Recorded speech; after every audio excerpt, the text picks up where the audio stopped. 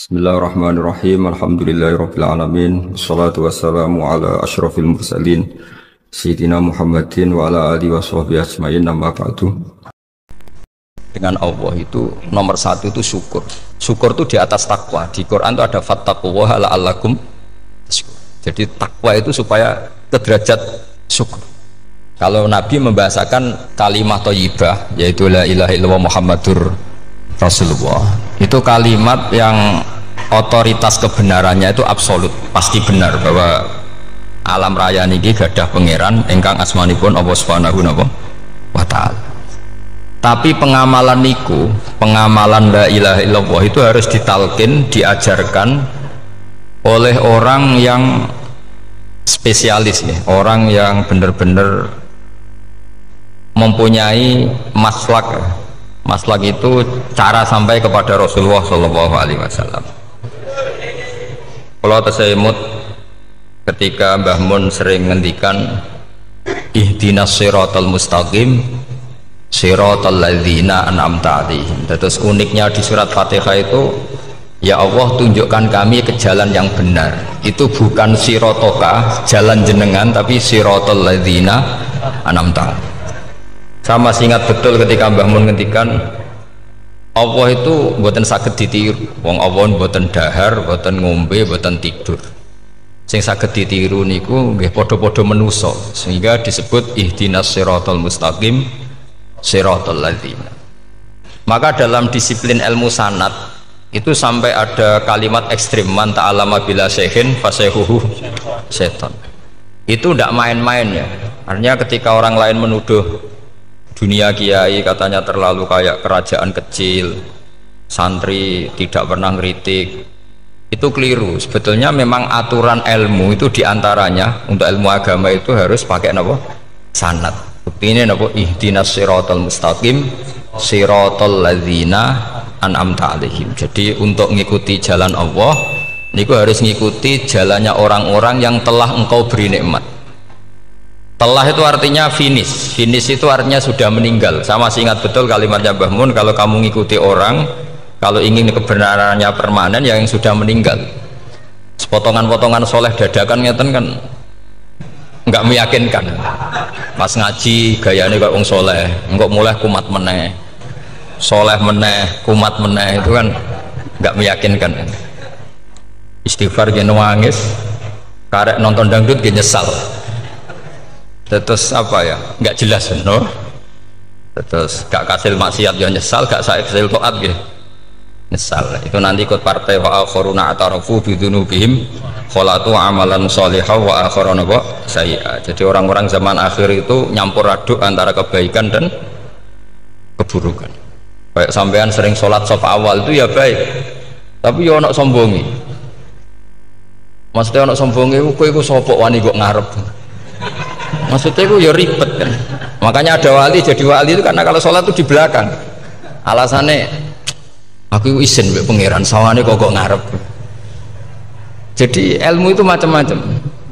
Bapak Rian sering dawuh, nak ana wong istiqomah ngimami masjid itu ya apik. Tapi nak keseringan ya perkarane ambisi mau digenti. Jadi istiqomah itu nak keterusan itu ya dadi ambisi. Mulane gak jelas ngimami masjid terus itu istiqomah apa mau. Artinya apa? Hidup ini nggak jelas. Justru nggak jelas itu bagus karena ketok menusane, napa? Ketok menusane. Sehingga dalam ilmu fikih itu lucu. Kalau cerita wali-wali top, Abdullah bin Umar, niku semadzhab dengan Abdullah bin Abbas. Mboten seneng urip teng tanah haram. Ketika banyak ulama, banyak sahabat senang hidup di tanah haram, alasannya sholat di tanah haram itu seperti 1000 napa? Sholat. Tapi yang dipikir beliau bukan sholatnya, maksiat di tanah haram juga lipatannya sama. Maka rumahnya Abdullah bin Umar itu pas yang perbatasan. Nak sholat di bojone di tanah haram, nak tukaran metu. Jadi ono area tukaran itu dikondisikan steril. Jadi masyhur itu. Jadi beliau nak lagi mesra mbek bojone wiridan teng tanah haram, nak tukaran metu sik. Baru tukaran secara meyakinkan karena Sehingga kita di Indonesia sebenarnya punya sisi yang luar biasa karena kita ada maksiat di tanah haram. Jadi bisa saja kita ini orang keren karena tidak pernah maksiat di tanah haram. Walaupun saya tahu kaji atau umroh tambah keren karena nggak pernah maksiat di. Karena banyak juga orang yang nangis di Masjid Haram jebule ngenes, samu naki sing elek bojoku tok. Roh wong Turki wayu, wong Pakistan wayu. Bareng roh bojone elek wireng pesek. Terus nangis, ya Allah, samu naki sing elek kok bojoku tok. Nah, berhubung wayah haji dikira itu religius, napa? Akhirnya sing wedok gak terima. Samu naki ganteng kabeh sing elek kowe tok. Makanya di haji itu pangeran nyindir faman faradha fihinnal hajja fala rafatha wala fusuqa wala jidala bil hajj. Itu pakai fi ku ing dalem. Jadi potensi maksiat kalau kaji itu fi. Justru pas haji itu pas potensi maksiat. Wong tenggene matof niku nggon tawaf niku. Wis masyaallah wong ayu ki pirang-pirang, wong ganteng ki pirang-pirang. Terus mari geger, mergo rebutan ngambung hajar macam-macam. Jadi pulau suwon ijtihad, dia napa ijtihad itu harus kita dengar. Jadi di antara mazhabnya ulama termasuk Abdul bin Abbas itu nempat di Taif. Taif itu dari Mekah 3 jam. Alasannya nggak ingin kalau terjadi apa-apa di tanah napa haram. Kita tahu Ibnu Abbas itu mengalami konflik politik dengan Abdullah bin Zubair. Itu ekstrim betul konflik berdua beliau. Akhirnya beliau milih di tanah haram. Wis tukaran-tukaran lah nak raning tanah. Maksudnya geremeng, bukan tukaran bacaan geremeng lah, geremeng sidik nara ning Masjid Haram. Artinya jangan kira orang di Indonesia terus ndak hebat, ya hebat, punya sisi nggak maksiat di tanah haram. Ya misalnya sholat kok ngarep nang Masjid Haram, jebule salate ya Allah sini wong. Wis kok ngarep ben paling afdol, jebule paling keliru coba. Mulai takbir yo keliru plus seudon. Haji Indonesia nu nak sofa walu niate rada elek. Sudah sih mau coba bismillah tau ora tau tak gua ngarep gitu. Menurut kalau yang kesekian kali ditanya gitu. Jadi niate gua ngarep gua kepengen ngetes sudah sih mau coba bismillah tau ora. Lha ngapain gua ape salat atau ape seudon. Bantah-bantah. Aku krungu dhewe tau gua ngarep pancen ra maca. Sing gak guri ora maca tapi lonton ora caku gua ngarep ya kepengen krungu nyatane ora. Jadi kok ngarep. Terus kedua niate iku balapan ngambung Hajar Aswad. Jadi sholatnya kok ngarep. Sekali salam langsung melayu ngambung Hajar Aswad. Iku niat apik niat elek ra roh, tapi tidak semua yang di sofa wal itu niatnya baik. Tapi niat tidak baik itu kadang baik. Itu saking apikane pangeran. Kalau kenangan cerita dari Mbah Mun yang paling saya kenang itu gini. Dulu ono santri nakal. Ya jadi ora dulu tok saiki luwih akeh, tapi sawangannya cerita kan kudu dulu karena sejarah itu syaratnya harus diomongkan dulu. Jadi aku rada kecewa sejarah itu dulu ono santri nakal. Saiki luwih akeh. Niku kepengen nginceng ninge mergo ning wayu. Iku dhisik jarang ning sepeda motor ngalor ngidul ning pasar Bangilan jarang. Dadi nek kepengen roh iku kudu dadi bakul banyu. Terus bakul banyu karena satu-satunya cara roh wong ayu kudu dadi bakul banyu nyamar. Jauhnya ngisine ning jero jeding. Ya kadang ya roh ninge rajil bapan macam-macam. Kiai ini wali tenan, bukan wali debutan, bukan wali senior, namun wali betul. Nah, sama saiki dadi wali kan wis ora ono kuota wali, segelem ra gelem jumlahnya supaya tetap ada terus diangkat ngoten mawon wali. Itu bertahun-tahun. Kiai ini ngerti seneng mergo digratisi, dikai rego murah. Kiai ini ngerti nek iku niate elek. Suatu saat gak ada perkembangan, santri ini mulai gremeng karena nggak direspon. Diceluk begini ini. Dia pentok anakku, nggih Yai. Kowe salat ning Masjid Haram sof awal 40 dino jamaah mbok sof awal. Nggih Yai. Kok bar tak rapekno anakku. Nggih. Seneng salat. Hari pertama ya demi dapat istri, hari kedua terus. Suwe-suwe ku ku nyaman. Betapa nikmatnya sujud, nikmati rukuk terus nyaman. Saking nyamannya itu berkebutuhan sholat di sof awal. Bukan karena cewek tadi. Barang hari ke-40 diparani mbek kiai ini. Aja mulai tak rabekno. Loh. Mboten saged, Mbah. Jare nek wis salat 40 dina tak rabek. Oh, mboten salat diterima untuk cawe tok. Mboten. Mboten. Ngenyak uang salat diterima dijoli. Jadi orang nggak bener itu kadang ya jadi bener. Jadi wali kadang daftarnya lewat bakul banyu, terus kadang rodok delok wedok sithik-sithik, tapi nak pangeran ngangkat kira kurang coro. Jadi wali can iki. Akhirnya kiai ini sing nangis-nangis. Cung gelem lecok kamu pede mantu wae. Iki gak gelem-gelem tenan. Ngenyak uang salat diterima dijoli. Wah, itu luar biasa. Terus malah ini ngaji ya, terus ngaji talqinul fikri bahwa pada akhirnya sing paling dhuwur teng hadhihi dar la ilaha illallah. Nah, saya punya trik, punya cara untuk sampean supaya la ilaha illallahnya itu sah dan meyakinkan. Nah, cara hakim itu sah dan kitab yang sering dibaca Mbah Mun diantaranya untuk kalimat itu kitab Zadul Ma'ad. Iku nak nerangno la ilaha illallah niku luar biasa. Itu kitab kesayangannya Sayyid Abdul Al-Haddad. Beliau ngendikan di antara kitab kesukaan beliau selain Ihya itu kitab Zadul Ma'ad. Itu beliau kalau ngendikan bihadihi ya, maksudnya bihadil kalimah ussisatis samawati wal ardu. Jadi langit bumi dibikin. Jadi beliau mulai berpikir pertama gini, surga dibikin dengan segala kemewahannya itu bagi yang tasdek liman saddaqa bila ilaha illallah wa liman amana bila ilaha illallah. Neraka yang dibikin sebegitu ekstrim sampai anak wong dicemplung ngenteni 70 tahun lagi ceblok. Wah, itu ora kebayang carane gawe. Entakno bego kan itu. Jadi barang nak diceblokno ning neraka itu cebloke tok ngisor ngenteni pinten? 70 tahun. Makanya kemungkinan keluar dari neraka itu kecil. Agak untuk syafaat itu kecil. Wong wis ora iso kebayang kan. Itu pun diciptakan untuk yang menolak dalil. Jadi surga dibikin ya lihadil kalimah, neraka dibikin juga lihadil kalimah. Jadi hadil kalimah itu mizan, ini ukuran. Yang nerima masuk surga, yang menolak masuk neraka. Hisab juga gitu, ada hisab itu ya karena kalimat la ilaha illallah. Orang kafir itu nanti tidak dihisab. Nah cara Ibnul Qayyim, adosnya nggih ngoten. Ulaikal ladzina kafaru bi ayatina rabbihim wa liqaihi fahabitat a'maluhum fala nuqimu lahum yaumal qiyamati wasna. Ya lucu tuh, masuk Fir'aun dihisab kan sekarwan rokok kan, jadi hisab itu nanti itu yang nggak jelas-jelas, makanya sampean hati-hati itu potensi dihisab. Jadi yang jelas itu ada hisab, masuk kaji Nabi dihisab kan tidak mungkin, Nabi Ibrahim masuk dihisab, Fir'aun masuk di, karena yang jelas surganya tidak dihisab, yang jelas nerakanya juga nggak dihisab. Tapi nak sing pengajian yo teko, dangdutan yo teko lah ini yang ini yang itu.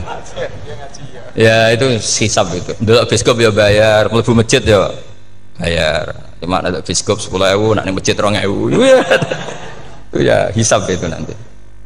Jadi orang kafir yang karuan kafirnya itu istilah Quran fala nuqimu lahum yaumal qiyamati wasna. Nah, artinya ada hisab juga tolak ukurnya la ilaha illallah. Terus wa bihadil kalimah bu isatir rasul. Karena kalimat ini Rasul diutus untuk melatih la ilaha illallah. Jadi kalimat ini luar biasa. Tapi setelah jadi tahlil terus yang mau coba ngantuk, terus jumlahnya kakean kan, terus akhirnya gak sakrat. Akhirnya la ilaha dikomentari suwi temen. Pemenang nak sing mimpin tahlil wong tuwek terkenal suwi lagi tahlil dipimpin mbah niki sing guri mesti sambat wah suwi mesti. Itu kriminal kita, itu kesalahan kita. Kalimat yang harusnya jadi tolok ukur surga neraka itu ukurannya kalimat itu, kemudian kita nganggap kalimat itu sebagai kalimat yang apa prop itu aja sampai ya. Makanya kalau suwon sing mimpin tahlil aja suwi-suwi lah. Istilah ilal ping 3 hadir terus bar. Niku semua ijazatnya hanya 3 kali itu kok udah dipirang-pirang niku. Tapi nak la ilaha illallah tolong gak hadir ya tak baleni neh dadi 6. Kok gak hadir? Jebule ping 1000 pun ndak hadir lah, ini yang masalah. Sekolah waca ndak ini supaya sampean ngerti kalimat itu menjadi kualitasnya bagus ndak itu karena cara pandang. Itu tadi kalau sampean mikir surga dibikin semewah itu dengan fasilitas bidadari secantik itu, semuanya kelas A, itu ya bagi yang menerima la ilaha illallah. Neraka dibikin se ekstrim itu juga bagi yang nolak. Jadi ini kalimat pembeda, makanya kalimat haqqin 'alaiha nahya wa 'alaiha namu. Terus wa biha ta wa 'alaiha. Ijazah kene usume usum. Wa biha ta wa 'alaiha. Tren ini kene wa 'alaiha ta wa biha. Wa biha nu pas wa 'alaiha. Enggak yang di sini umumnya. 'Alaiha nahya wa 'alaiha namut. Wa 'alaiha ta wa biha. Wa 'alaiha ta wa biha. Wah berarti ora jelas prinsipnya, gak jelas, gak jelas. Jadi kalau suwon Mbah Mun sepuh-sepuh niku fi akhiri hayati nu sering maos talqinu dzikri. Karena memang beliau ingin di akhir hayatnya juga kita semua nanti di akhir hayatnya semuanya min ahli la ilaha illallah Muhammadur Rasul. Dan itu dimulai dari sesuatu yang sangat-sangat ilmiah. Yaitu tadi dimulai kenapa surga dibikin untuk sing iman la ilaha illallah. Kenapa neraka dibikin untuk yang menolak la ilaha illallah. Kemudian Rasul diutus untuk melatih la ilaha illallah. Nanti ada azab ya karena menolak la ilaha illallah. Ada maghfirah karena yang terima la ilaha illallah. Makanya istighfar, kalau cara oleh istihad, niku istighfar itu setelah la ilaha illallah cara kalau oleh istihad. Di beberapa Indonesia itu thariqah punya istighfar dulu baru la ilaha illallah. Tapi banyak ulama yang berpendapat dibalik. La ilaha illallah dulu baru. Karena istighfar itu didengar Allah itu setelah tauhidnya benar. Ini cara madzhabnya Abul Hasan apa? Asyadili, yaitu fa'lam annahu la ilaha illallah baru wastaghfir li dzambika ai li hadil kalimah. Karena orang bisa dimaafkan itu berdasar kalimat la ilaha illallah. Misalnya begini ya. Orang kafir itu kafir terus sampai 70 tahun. Sekali melafadzkan la ilaha illallah itu yughfar lahum ma qad salaf. Jadi kullil ladzina kafaru iyantahu yughfar lahum ma qad salaf. Artinya orang kafir itu belum pernah tahlil, belum pernah istighosah, ya belum pernah istighfar, tapi sekali melafadzkan la ilaha illallah secara sah langsung yughfar lahum maqad salaf. Berarti dulu mana la ilaha illallah sama istighfar untuk kepentingan dimaafkan Allah? La ilaha illallah cara madzhab Abul Hasan Asyadili, karena alasannya wong kafir sing kafir wae tanpa istighfar asal kalimat la ilaha illallah benar langsung yughfar lahum maqad salaf. Jadi cara pikirannya Abul Hasan Asyadili itu la ilaha illallah yang benar dan kamu baru istighfar nanti insya Allah pasti dimaafkan bihaqi la ilaha illallah. Jadi fa'lam annahu la ilaha illallah baru wastaghfir li dzambika bihadil kalimah, karena sahnya istighfar setelah kalimat ini sah. Itu orang kafir yang kafir berpuluh-puluh tahun itu langsung diberi bonus sama Allah yughfar lahum ma qad salaf. Nah, ukuran iyan tahu pakai apa coba? Hei para wong kafir nak kowe mendo sangka kekafiran ukurannya pakai apa? La ilaha illallah. Sekali la ilaha benar langsung yughfar lahum maqad salaf. Makanya ketika Ja'far Shadiq, Sayyid Ja'far Shadiq beberapa lama arja ayatin fil Quran adalah qulil ladzina kafaru iyantahu yughfar lahum maqad salaf. Ketika mangane kan apik sesuk malaikat. Lha wong kafir 70 tahun Gusti. Mau celek Allah pisan langsung jenengan sepuro. Mosok kula imam tahlil boten jenengan sepuro. Tapi masalahnya nak malaikat, tapi kowe golek wajib lah iku semare perkara iku. Semare masalah kan. Bangsa ora ikhlas iku malah masalah. Nak sing gure malah meneh, tapi kowe ngoco lek lu ambek gremeng. Mergo kesuwen. Dan nak kesuwen wong gremeng sing dosa sing tahlil apa sing gremeng? Sing tahlil ya melok dosa mergo kesuwen, sing gremeng dosa wong kalimat thayyibah kok digremengi. Nah, terus sing ngundang yang melok dosa pisan ribet kan? Ya ora ono fikih ngono ya ora ono. Maksudnya kalau cerita daripada rawan dosa ya mendingan la ilaha illallah sing ora grem. Carane piye? Sing mimpin ya sing fasih sing cepet. Insyaallah. Oh teng desa kula anggere muni tahlil ben Gus Bakso nang kabeh. Mesti cepet. Jamin mesti cepet. Kula ya sering ngomong, aku cepet lah luwih mati sing suwi. Mergo suwi mari dosa gremeng ya perkara. Lagi kan do sungkan mek kula. Nah tengah adat masyarakat kan nggih sampai Gus sampai anak kiai kan sungkan dadi kiai sing tua-tua akhirnya melok cepet. Dan ini harus dielmoni. Saya ulang lagi ya. Sebetulnya dalam thariqah Syadziliyah itu la ilaha illallah dulu baru istighfar. Alasannya apa? Sihhatul istighfar itu ba'da sihhati la ilaha illallah. Jadi dia bawa nggih qulil ladzina kafaru iyantahu yughfar lahum ma qad salaf. Saiki intiha anil kufri, berhenti kekafiran dengan kalimat apa? La ilaha illallah. Itu langsung yughfar lahum ma qad salaf. Dan Allah ngendikan fa'alam annahu la ilaha illallah baru wastaghfir lidzam ai bihadil kalim. Artinya gini, bisa saja istighfar kita itu tidak didengar Allah karena tauhid kita tidak pernah benar. Mau ngelafat notok tapi tauhidnya tidak benar. Maka terus dibutuhkan latihan-latihan dari ahlul ilmi, misalnya kayak Imam Sanusi, kayak Imam Asy'ari itu pelatihan-pelatihan la ilaha illallah dengan pemaknaan yang luar biasa. Misalnya begini, ambil saja la ilaha illallah itu dengan makna seperti ini, tidak ada sesuatu yang maujud kecuali disebabkan oleh yang super maujud. Alam raya ini, langit bumi ini kadung berstatus maujud, kan nggak mungkin yang maujud diciptakan yang tiada. Nak ngono mau hadhil maujudat khalaqaha wajibul wujud. Lah wajibul wujud ini yang bernama Allah Subhanahu wa ta'ala. Maka kualitas Anda iman tuh lebih tinggi. Selama ini kan enggak, orang no pangeran kecuali Allah. Terus Allah itu yang siapa? Ya Allah yang siapa itu harus kamu berani mensifati. Allah belum pernah menceritakan dirinya di Quran kecuali beliau dia mensifati zatnya. Saya adalah sing khalaqas samawati wal arda misalnya. Saya adalah zat yang begini. Karena itu dengan cara itu bisa dikenali. Ya, dengan cara itu bisa dikenali. Makanya Allah itu harus kita kenali, yaitu lewat ma'rifatullah. Ibadah tertinggi adalah ma'rifatullah. Ya, caranya ma'rifat tadi dimulai. Gak mungkin alam raya ini kemudian diciptakan oleh al-adam, sesuatu yang tidak ada. Pasti yang namanya maujudat diciptakan yang maujud. Karena maujud ini maujud pencipta harus super. Lah super itu bahasa Arabnya wajibul wujud. Karena pencipta harus awal.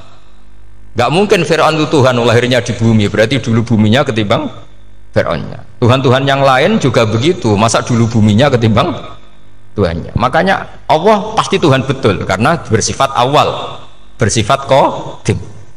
Nah, kalau kamu mulai latihan gitu, iman kamu itu bil bayyinah, dan syaratnya iman yang benar adalah bil bayyinah. Bayyinah itu jelas welo-welo. Makanya semua nabi memaklumatkan diri, qul inni ala bayyinatim mir rabbi. Lam yakunil ladzina kafaru min ahlil kitab wal musyrikin munfakina hatta ta'tiyahumul bayyinah. Jadi kamu harus punya otoritatif kebenaran sing sampai welo-welo itu layak balus syakka wal irtiyab, sudah agak bisa ragu lagi. Nah, saya khawatir kalau kita sudah tidak ngaji seperti ini, la ilaha illallah itu mau rutinitas. Pomene nek kasiat ribet meneh kan. Nak diwaca 1000 kasiat ngene, nak diwaca 2000 kasiat. Wah itu ngawur lagi. Saya itu kemarin ketemu banyak orang pintar lah di Jogja. Itu saya cerita, mereka tanya saya, Gus kenapa engkau jarang berdoa? Saya bilang saya itu sering berdoa, cuma mungkin Anda tidak tahu kata saya. Doa itu syaratnya harus setelah sihatil iman, imannya itu benar. Dulu ketika Gerwani itu kampanye komunis itu gitu, anak-anak kecil disuruh memejamkan mata, ayo kamu minta permen sama Tuhan. Ternyata nggak dapat permen, suruh memejamkan mata lagi, coba minta sama bu guru, terus dikasih apa? Permen. Oh berarti yang ada bu guru bukan Tuhan. Artinya apa? Kalau umat Islam ini Islam ini kamu jual dengan doa, kemudian doa dipakai tolok ukur Islam bener apa enggak, habis kan? Banyak orang ingin jadi Kapolri, jadi gubernur, jadi apa, ngundang orang-orang kondungo. Terus nyangoni akeh gak mandi, mesti dihujat deh. Dan sing donga yang ngerti nak ra mandi, potongan wong seneng duit itu kan insya Allah ra mandi lah kan kira-kira gitu. Jadi korbannya itu Islam kalau terus menerus doa yang dipakai apa? Transaksi. Maka doa itu nomor 2 atau 3, nomor 1 itu ya iman tadi, ma'rifatullah itu nomor 1. Bukan doa, karena kalau doa dijadikan nomor 1 takutnya itu dipakai ukuran. Makanya ketika orang kafir minta sama Nabi, minta itu ya bahasa Arabnya doa, untuk mengubah Mekah jadi begini, untuk mengubah Mekah jadi makmur, jadi ada sungainya, roh. Nabi gak mau. Padahal Nabi kalau doa pasti mustajab apa enggak? Tapi andekan itu diturutin, maka ukuran iman selalu pakai doa. Dan itu bahaya jangka panjang, karena Nabi pirsa pengganti beliau-beliau kamu-kamu yang nanti doanya tidak mandi, itu bahaya, itu tidak prospek cara hitung-hitungan. Iya nak zaman Nabi donga mesti mati. Nak ketika era sampean kena kiai tenan Pak, kalau dongakno sugih, nak ora sugih kira kiai kan ribet. Mungkin dhewe kiai ora sugih kan ribet kan. Maka kita sebagai ulama itu punya hitung-hitungan. Nah beda dengan pakai ma'rifatullah. Misalnya begini, ini contoh paling gampang. Orang kafir itu dulu mengukur kebenaran Muhammad, mereka tentu manggilnya Muhammad. Muhammad, kalau kamu mengklaim bahwa orang mati bisa hidup lagi, coba mbah-mbah kamu yang sudah mati bangunkan. Kalau bisa berarti kamu benar, kalau ndak ya ndak. Pertanyaannya itu yang faktu bi abaina in kuntum apa? Sodikin. Pertanyaannya, ngukur kebenaran dengan cara itu yang bikin standar siapa? Nah, Nabi itu sempat terdesak karena itu dipakai ukuran. Tapi kalau pakai ilmu mantek, jawabannya lebih gampang. Ngukur kebenaran dengan cara itu versi siapa? Versi saya. Kamu benar itu kalau bisa membangkitkan orang mati. Terus dari Nabi, ya kalau versi kamu ya kamu yang membangkitkan, nanti ditanya bareng-bareng. Loh ini kan kita seperti itu kan, kita sering. Artinya apa? Islam ini yang bisa mengawal hanya ilmu. Doa itu nomor 2, yang bisa mengawal Islam hanya fa'lam, harus ilmu annahu la ilaha illallah. Ketika orang kafir lo tanya, Muhammad kalau kamu Rasul betul, fasayyir jibala Makkah, jibalu Mekah kamu jalankan kemudian jadi emas. Dan orang-orang yang mati bangkitkan, kemudian kita tanya, adinuka hakun amla, agamamu benar apa enggak? Nabi andikan minta kira-kira dituruti Allah apa enggak? Pasti dituruti. Tapi masalahnya, masa menunggu itu? Masa Allah menjadi Tuhan nunggu itu? Allah selalu Tuhan baik orang percaya atau tidak. Makanya Allah tidak mau nuruti, karena itu jadi problem jangka panjang. Iya kalau Nabi mustajab doanya, ketus era umatnya seperti ini. Sing kiai ini bendino dalail ora mesti mandi dongane. Gue sasing tirakat lah, gue ora mesti mandi dongane. Nak bab donga niku wis padha wae lah. Misale mesti mandi, nak wong waras mesti dinggo donga husnul khotimah, ora dinggo golek sugih, iku mesti amatir. Lah masalahnya nek dinggo husnul khotimah bagi mereka yang kedonyan ya gak ngefek, dianggap tidak prospek. Panjang kan? Makanya itu pinternya Nabi nomor 1 itu al ilmu fa'lam annahu la ilaha illallah. Lagi wastaghfir li dzambi. Jadi kalau suwon kenapa ini cerita Mbah Mun, kenapa akhir-akhir beliau sering talqinu zikri, sering melatih zikir. Itu sirinya diantaranya bahwa kalimat ini harus menjadi kalimat super. Kalimat sing alaiha nahya wa alaiha namut wa alaiha nub'ats atau wabiha nub'ats insyaallah taala minal. Ya itu tadi, kita sebagai kiai itu ikut menjaga ini, jangan sampai kalimat ini membosankan. Tahlile suwi barbar segitu ram ono sing nyoal la ilaha illallah Muhammadur Rasulullah lane kurang panjang iki wakaf ta ora terus panjang. Bahwa agama ini dimulai hatta ta'tiyahumul bayyinah. Jadi sesuatunya harus benar-benar sampai jelas. Orientasi para ulama dulu itu cara menerangkan la ilaha illallah itu sampai difahami an bayyinatin. Makanya semua nabi memaklumatkan diri kul inni ala bayyinatin mir rabbi. Sampai di situ. Dan semua cerita-cerita di tafsir Jalalain di apa-apa itu ukuran kebenaran itu lam yakunil ladzina kafaru min ahlil kitab wal musyrikin namun fakina hatta ta'tiyahumul bayyinah. Monggo.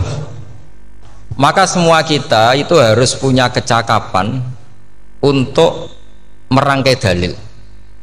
Kalau gak ada pengalaman saking kitab-kitab turos, kitab-kitab dulu. Itu ketika beberapa ulama ditanya, dulu ketika ulama-ulama dulu berdebat tentang apakah imanul muqallid, imannya orang yang tidak bisa berargumentasi tentang Tuhan itu diterima apa enggak? Rata-rata ahli sunnah bilang diterima, tapi tetap dengan catatan itu potensi goyah. Itkul man qallada fit tauhidi imanu lam yakhlu min tardidi. Tapi ternyata ulama-ulama itu prakteknya juga mengajari masyarakat supaya ada sedikit dalil atau kepastian logika.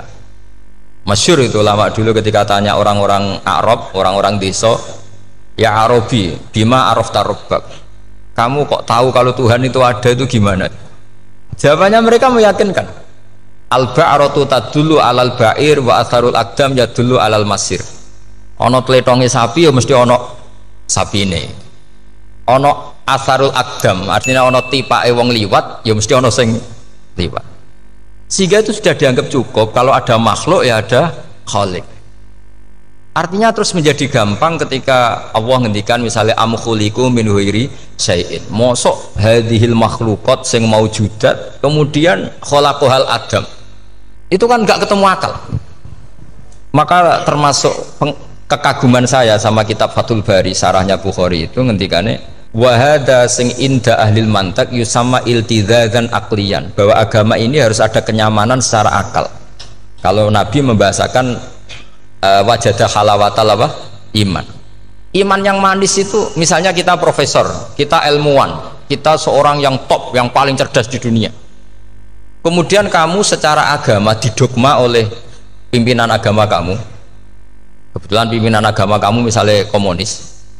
Terus diberi ajaran misalnya hadhil maujudat khalaqahal adam, yang maujud ini diciptakan ketiadaan. Kan mungkin profesor lah mesti stres. Piye wong Adam kok ciri utama ketiadaan ya layu asiru saya tidak ngefek. Bandingkan dengan misalnya kita goblok lah, petani lah, wong paling goblok lah misalnya diajari bumi ki ana mbah wonten, terus sing gawe bumi ana ya ana, wong barange ana kok sing gawe ra ana. Lebih gampang. Itu cara Fathul Bari. Hadaddin itu mudah sekali, sahlah qoriba. Kalau dalam baca Said Abdul Al-Haddad itu hadil kalimah sahlah qoriba. Sahlah qoriba itu enak difahami karena ya sudahlah, kalau hadil maujudat ya khalaqahal maujud. Berhubung maujud ini maujud khaliq ya wajibul wujud, kira-kira maujud super lah atau kausa prima atau apa. Jadi segampang itu lama menerangkan tauhid. Nah khawatir saya kalau penjelasan seperti ini sudah hilang, terus mau wong takok kasihate nak maca sak mene paket ngene, nak sak mene paket ngene. Lah nak ramadi terus mental. Jute la ilaha illallah yo ngobos. Nah ini kan jadi tersangka. Makanya saya tadi bilang, saya berkali-kali saya belajar tauhid, belajar ilmu mantek, itu kepentingan saya hanya satu, supaya orang familiar dengan logika la ilaha illallah. Itu tadi mulai yang pelatihan kelas ringan, yaitu tadi al-ba'ratu tadullu alal ba'ir wa asarul aqdam yadullu alal masir, sampai pelatihan yang agak berat, tapi sebenarnya tidak berat-berat banget. Karena tadi am khuliqu min ghairi syai'in, masa kalian semua yang sebegini hebat maujudat kemudian kamu disebabkan oleh sesuatu yang tiada. Iku mbok sampean profesor lah iku ora iso logika, wong barang ra ono kok nyebabno. Al-aqdam yadullu alal masir.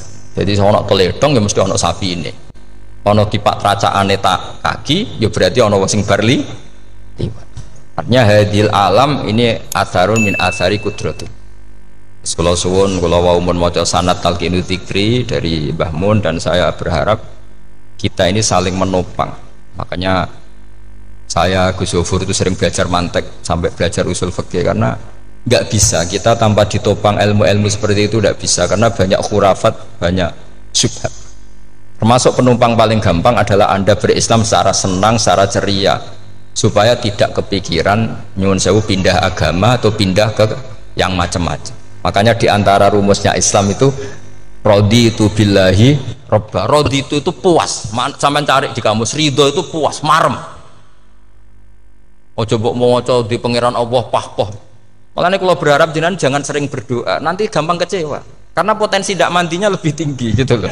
Jadi pokoknya seneng pangeran. Pangeran gue sopo sing gawe langit bumi, sing ngekek oksigen ora usah bayar, sing aku elek lah yo payu rabi. Nyifati pangeran sing wis terjadi. Ora usah bayangno, wah aku jaluk jadi bupati yo ora jaluk sugih, ribet. Lho kula kecelok wong alim, mboten nate nyifat donga nemen-nemen. Sing wis kliwat e. Ngaku yo narukan nyatane payu rabi. Umumnya wong di mobil gue di mobil. Umumnya wong bingung ya sering melok bingung. Sudah sebetulnya. Lho kok sampean kok ora top ya coba. Wong melarat sekolah ya ora tamat, ya tetep oleh menghirup napa oksigen. Presiden seneng jadi presiden, kowe ngopi untuk utangan ya wis semeneng. Semula ra diusir bojo ya wis semeneng. Sebenarnya seneng itu gampang. Mbok yo nyifati pangeran sing wis gampang-gampang lah, kayak di Quran itu nyifati Allah itu. Soalnya alhamdulillah alladzi atamani wa saqoni, aku melarat lah nyatane kelar mangan. Ya sudah yang gampang-gampang. Lah sampean ndak kakian donga ben sugih. Kula bolak-balik cerita, kula nanti dilani wong elek. Rayu elek sowan kula. Kula kenangan terbaik saya dadi kiai gini. Gus kula dongakno dadi sugih. Tenane, Mbak? Nggih, tak critakno. Nak bojomu iku sugih. Sing pertama ditoto apa? Omah Gus ya, omah ditoto. Suwe-suwe mobil ditoto Alphard. Terakhir sing dievaluasi sampeyan. Omah wis apik, mobil wis apik, sing elek apa? Bojo mesti sampean kena evaluasi. Iku wis mesti ya. Akhirnya strasido. Jadi kalau nate bully tiang terbaik lah. Kenangan saya terbaik jadi kiai ini gini. Akhirnya Iya Gus. Kan gak mungkin omah suwapi, mobil suwapi. Coba yang kamu evaluasi apa tuh? Mulai artinya sudah lah, tidak usah kepengen itu dikurangi lah. Hubungan kita dengan Allah itu mensifati itu insya Allah pasti lebih indah. Ya misalnya kita Islam, ya alhamdulillahilladzi hadana li hadza ma kunna linahtadiya laula. Sudah, tapi sekali sampean mikir, Ustaz Rewangi Islam yo mesti mlebu swarga. Oh, mesti kena was-wase setan, tak jamin. Ustaz Rewangi salat yo mesti swarga. Tapi nak sampean alhamdulillahilladzi ja'alana minas sajidin wasyakirin aman.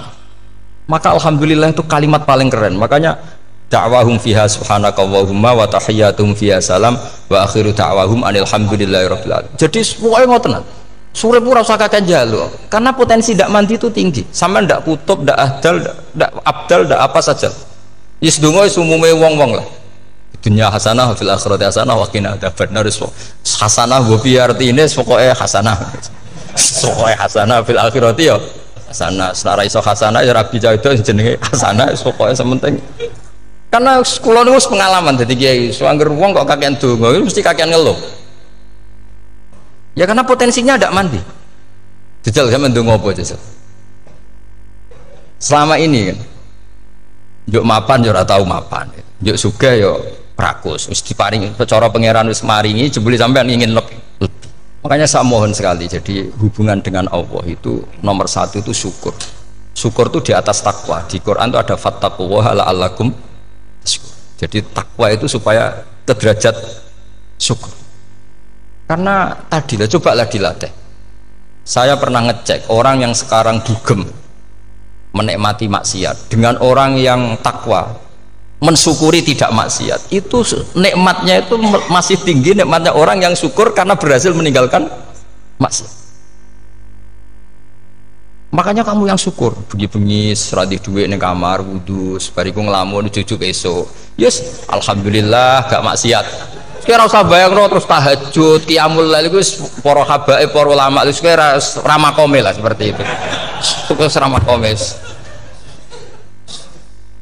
Tangi turu seradan tempiring wis alhamdulillah. Pokoke sing gampang-gampang ya.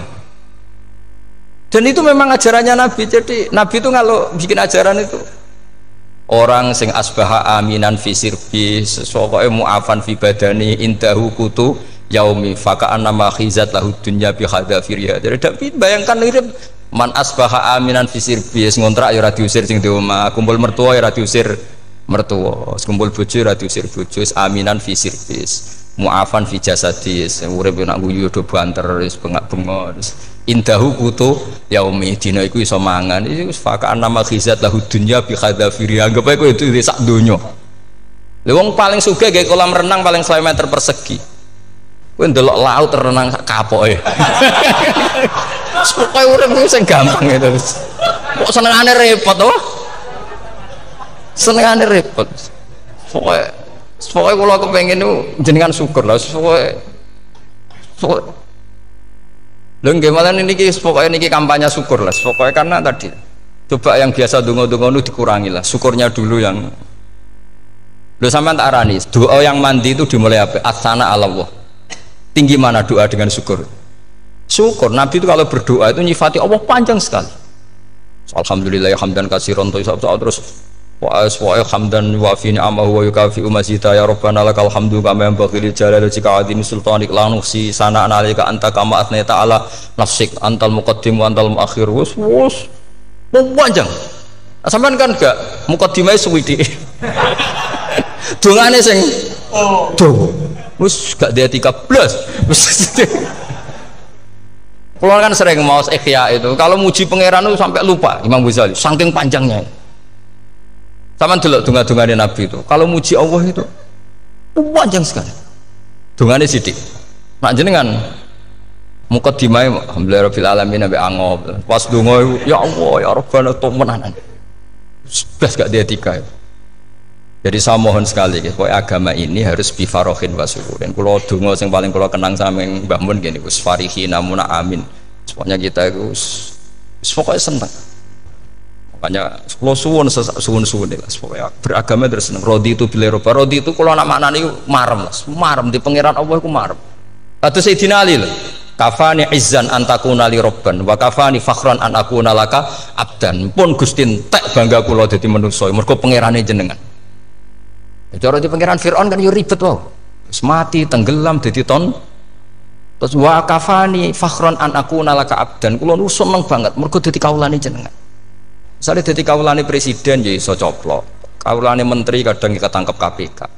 Kawulane wong sugih kadang bangkrut. Ribet kan? Makanya beliau ngendikan kafani izzan antakuna li robban wa kafani fakhran an akuna laka apa abdan. Terus niki kula radi provokatif lho. Semergi zaman akhir sampai pandemi ngeten wis ra syukur wis ribet. Setelah saya jadi kiai dan penelitian, saya itu berkali-kali didatangi dokter, tentara, juga polisi. Mereka sering bilang gini, Gus saya ini dokter negeri. Saya ke NTT, ke Papua, karena saya muslim, berkebutuhan Islam, maka dibikinkan musola, dibikinkan masjid. Kalau kiai tidak bisa, bikin sendiri urunan mau narik siapa itu. Mau narik tarikan di jalan yang mau nyumbang siapa. Tapi kalau kebutuhan negara, karena tugas negara, ya difasilitasi negara dan tidak dianggap misionaris karena negara.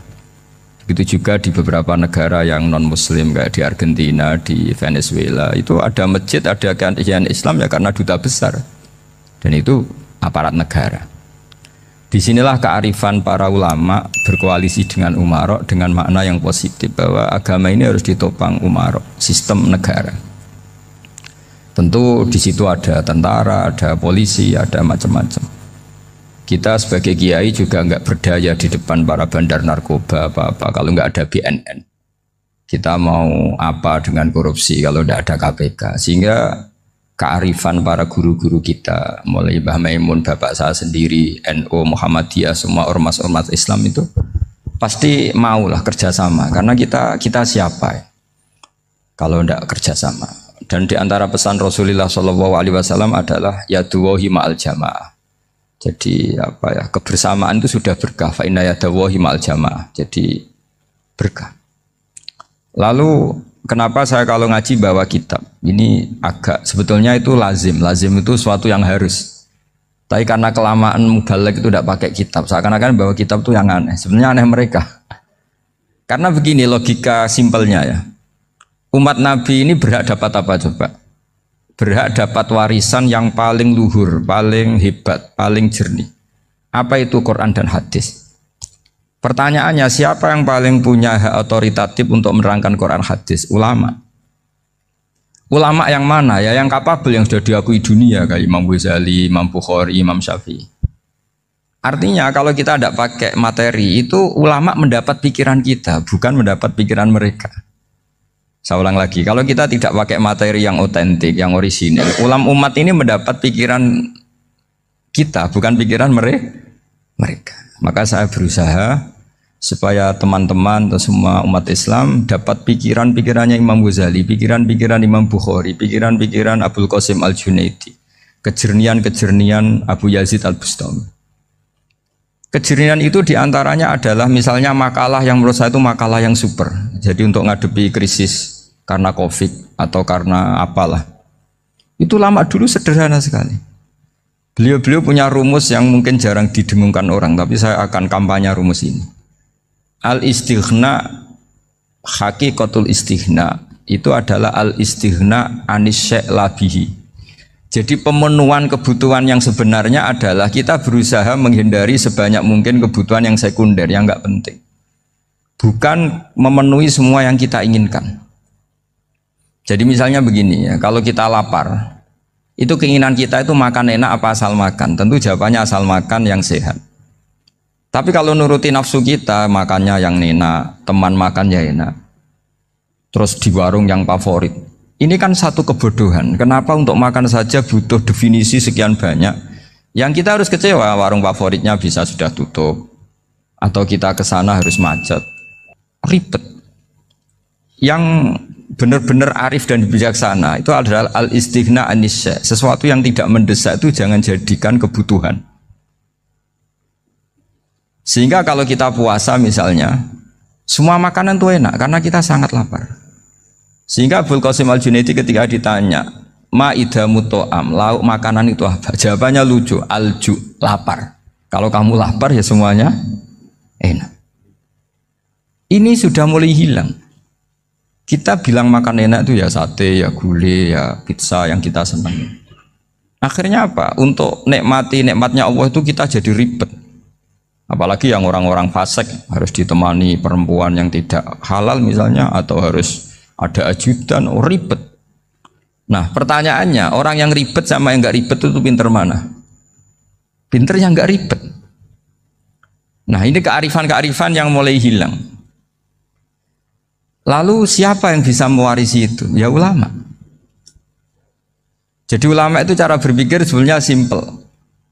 Makanya mereka sering kalau tahajud itu, di antara makalah Sayyidina Ali paling terkenal dan yang menjadikan beliau punya derajat yang luar biasa itu adalah kafani izzan antakuna li robban wa kafani fakhron an akuna laka abdan. Ya Allah, saya ini sudah begitu mulia, begitu terhormat dan sangat-sangat terhormat karena yang menjadi Tuhan itu Engkau. Jadi rumus pertama itu karena menjadi Tuhan itu Engkau.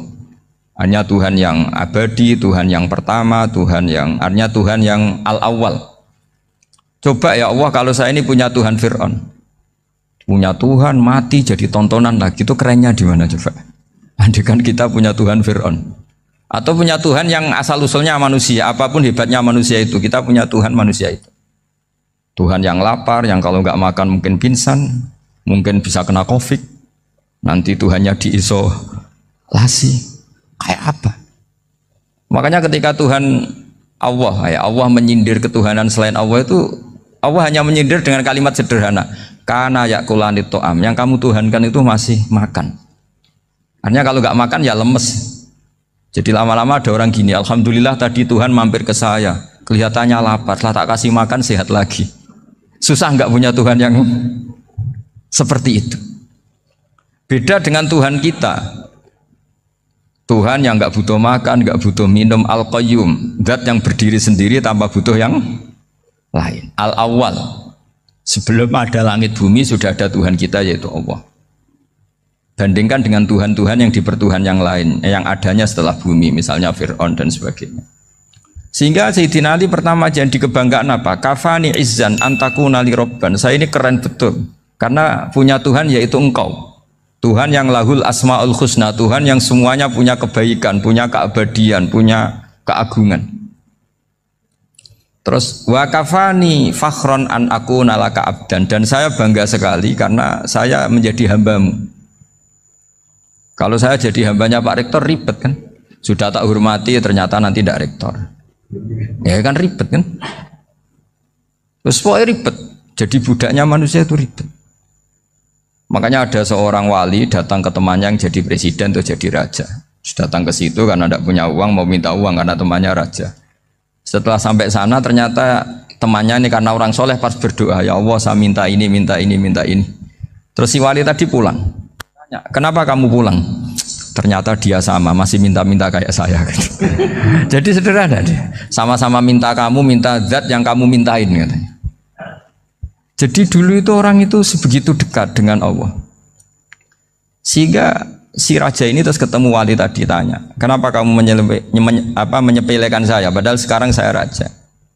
Terus ditanya sama wali tadi, karena temannya, kalau kamu di padang pasir tidak bisa minum dan harus minum 1 gelas, dengan ongkos kamu harus mengasihkan semua kerajaan kamu demi minuman itu.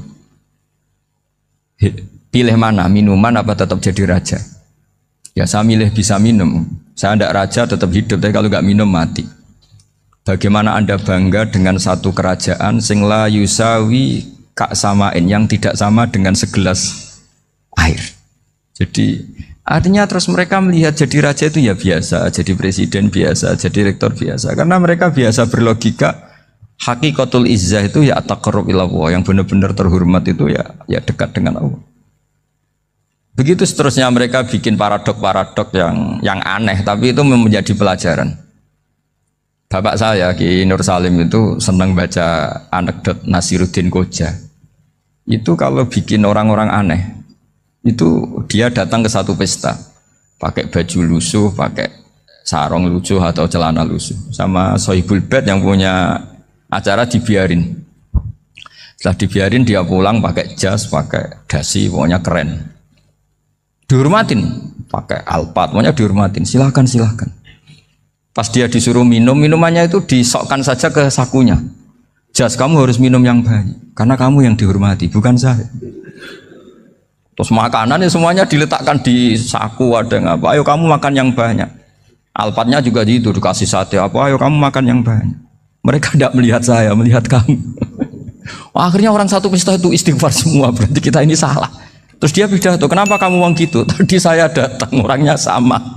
Gara-gara beda pakaian, penghormatannya beda. Berarti yang berhak dapat makanan ini jasa ya, bukan saya. Betapa naifnya kita sebagai orang. Ternyata kita masih hormat sesuatu yang seperti itu, yang atribut lah.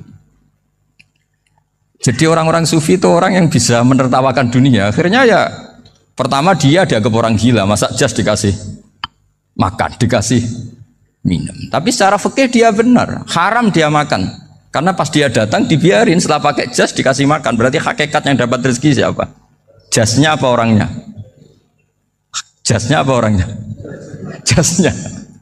Jadi itu orang-orang sufi, kearifan orang-orang dulu itu bisa ngelola hal-hal yang keseharian menjadi luar biasa.